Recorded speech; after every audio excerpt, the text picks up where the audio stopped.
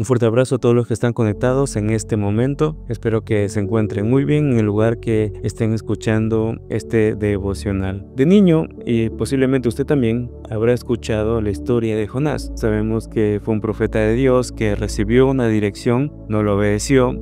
Por consecuencia terminó 3 días de vacaciones dentro de la barriga de un pez. Pero en medio de este gran acontecimiento que uno de niño hasta coloreó, dibujó el gran pez y Jonás y todo. Cuando ya lo vemos con los ojos de adulto, cuando ya lo ponemos no solamente en el marco de una historia que pasó, sino también en algo que quizás se pueda relacionar mucho con nuestra forma de actuar, entendemos ciertos puntos que pueden sernos de muchísima bendición, nos pueden aclarar también el panorama y también dejar de ignorar cosas que posiblemente podrían estarme salvando la vida. Vamos a ir un poco en la historia que encontramos justamente en el libro de Jonás capítulo 1, que dice así: Vino palabra de Jehová a Jonás, hijo de Amatías, diciendo: Levántate y ve a Nínive, aquella gran ciudad, y pregona contra ella, porque ha subido su maldad delante de mí. Y Jonás se levantó para huir de la presencia de Jehová a Tarsis, y descendió a Jope,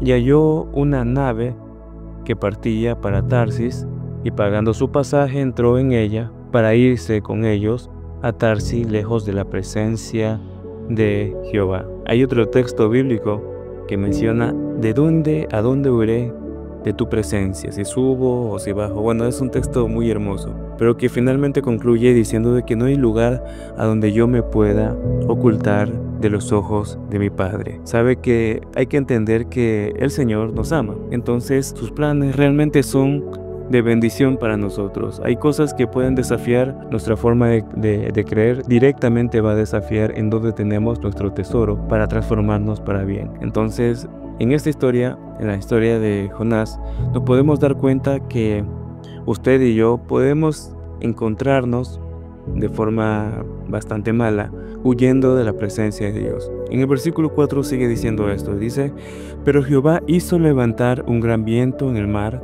y hubo en el mar una tempestad tan grande que se pensó que se partía la nave, y los marineros tuvieron miedo, y cada uno clamaba a su Dios, y echaron al mar los enseres que habían en la nave para descargarla de ellos. Pero Jonás había bajado al interior de la nave y se había echado a dormir. Y el patrón de la nave se acercó y le dijo: ¿Qué tienes, dormilón? Levántate y clama a tu Dios, quizás él tendrá compasión de nosotros y no pereceremos. Y dijeron cada uno a su compañero: Venid y echemos suertes para que sepamos por causa de quién nos ha venido este mal. Y echaron suertes, y la suerte cayó sobre Jonás.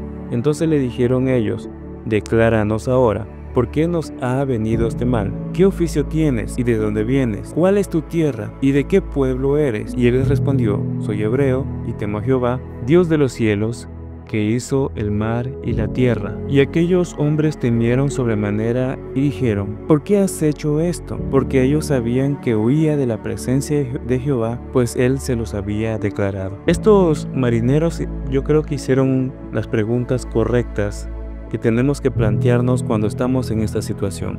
Cuando Dios dijo que hagamos algo, que digamos algo, pero finalmente terminamos no haciéndolo. Cuando el Señor, digamos, a usted le puede decir: cuenta tal cosa que tienes que decir, o ve y háblale a esta persona, confróntalo de acá, corrígelo de allá. Estos marineros hicieron estas 4 preguntas y que yo creo que no las podemos hacer nosotros. ¿Qué oficio tienes y de dónde vienes? Si lo traducimos a nuestras propias carnes, lo podemos decir así: ¿quién eres tú? ¿Eres un hijo de Dios? ¿Eres un profeta? ¿Eres un pastor?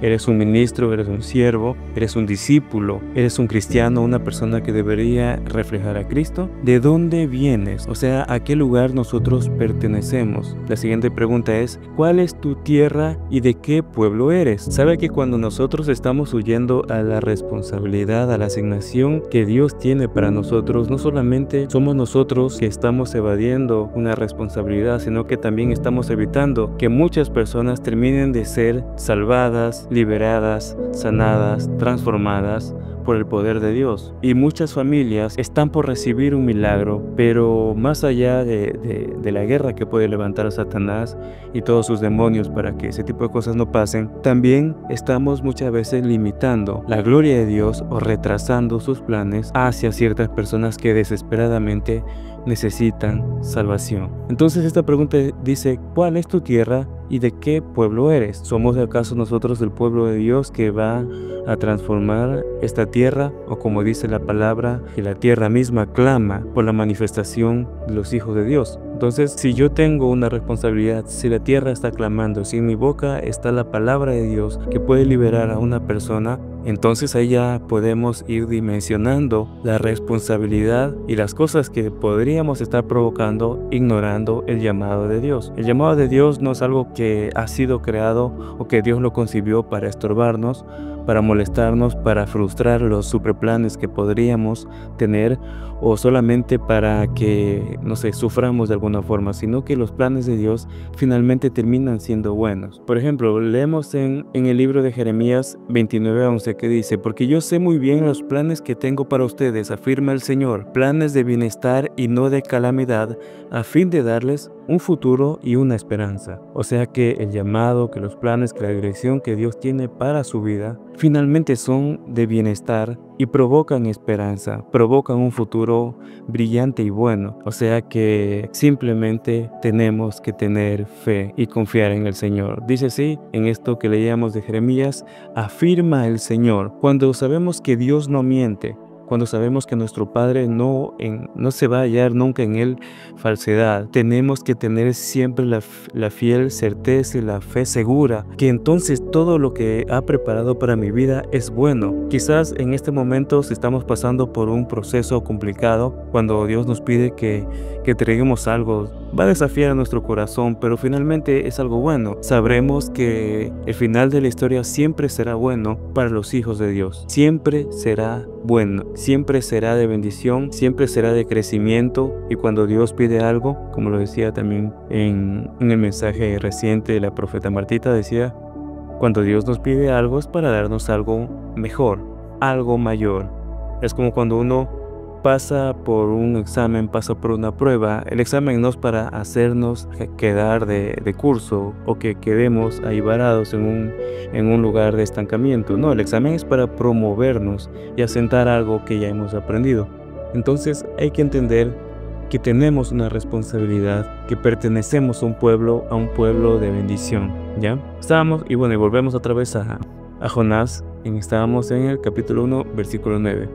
Aquí Jonás empieza a reconocer lo que no estaba entendiendo, que necesitaba entender. Dice: y le respondió: yo soy hebreo y temo a Jehová. En estas primeras palabras, Jonás entiende el lugar de pertenencia que le pertenece al pueblo de Dios y que su naturaleza es temer a Jehová.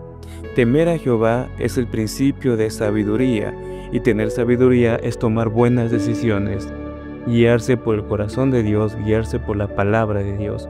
Entonces aquí Jonás empieza a reconocer cuál debería ser su verdadera posición. Dice: soy hebreo y temo a Jehová, Dios de los cielos, que hizo el mar y la tierra. Reconoce aquí la grandeza de Dios, al pueblo que él pertenece y al Dios a quien le sirve. El 10 dice: y aquellos hombres temieron de sobremanera y le dijeron: ¿por qué has hecho esto? Porque ellos sabían que huía de la presencia de Jehová, pues él se los había declarado. Y le dijeron: ¿qué haremos contigo para que el mar se nos aquiete? Porque el mar se iba embraveciendo más y más. Y él respondió: tomadme y echadme al mar, y el mar se os aquietará.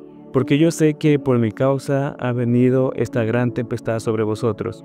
Y aquellos hombres trabajaron para hacer volver la nave a la tierra, mas no pudieron, porque el mar se iba embraveciendo más y más contra ellos. Entonces clamaron a Jehová y dijeron: te rogamos ahora, Jehová, que no perezcamos nosotros por la vida de este hombre, ni pongas sobre nosotros la sangre inocente, porque tú, Jehová, has hecho como has querido. Y tomaron a Jonás y lo echaron al mar, y el mar se aquietó de su furor. Hasta aquí vemos. Hay que entender que estos hombres A pesar de que en un inicio notamos que ellos estaban orando cada uno a su Dios, cuando tienen esta revelación de poder saber quién es Jonás, ellos entendieron que estaban realmente delante de una persona llamada por Dios. Entonces dice que cuando ellos escuchan la identidad de Jonás, ellos temen inmediatamente en su interior. Dice que temieron bastante. Jonás, en medio de lo que él estaba hablando, de su reconocimiento, inmediatamente la respuesta de él no es vayan a dejarme a la orilla, sino que tírenme nomás al océano, porque entonces ustedes se van a salvar.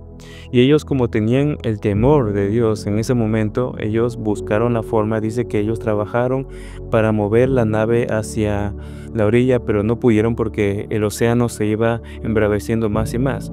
Entonces ellos empiezan a elevar una oración, le dicen, te rogamos ahora Jehová que no perezcamos nosotros por la vida de este hombre, ni pongas sobre nosotros la sangre inocente, porque tú Jehová has hecho como has querido. O sea, ellos empiezan a levantar oración a Dios. Y algo que me llamó muchísimo la atención que está en el versículo 15, dice, y tomaron a Jonás y lo echaron al mar y el mar se quietó de su furor y temieron aquellos hombres a Jehová con gran temor y ofrecieron sacrificio a Jehová e hicieron votos. Este último versículo me llama la atención, el 16, porque vemos personas que adoraban otros dioses, que tenían sus ritos y sus cosas. Dice en un momento que se echaron suertes para ver cuál era el que estaba trayendo este mal. O sea, ellos tenían sus ritos, tenían su religión, pero cuando se enfrentaron a la revelación de un hombre de Dios, también directamente a la presencia de Dios, a la ira de Dios, ellos inmediatamente dice que hicieron votos y sacrificio a Jehová. Básicamente se convirtieron. Se dieron cuenta de cuál era el verdadero Dios. Y aquí nos damos cuenta que a pesar de la desobediencia de Jonás, también hubo salvación para las personas.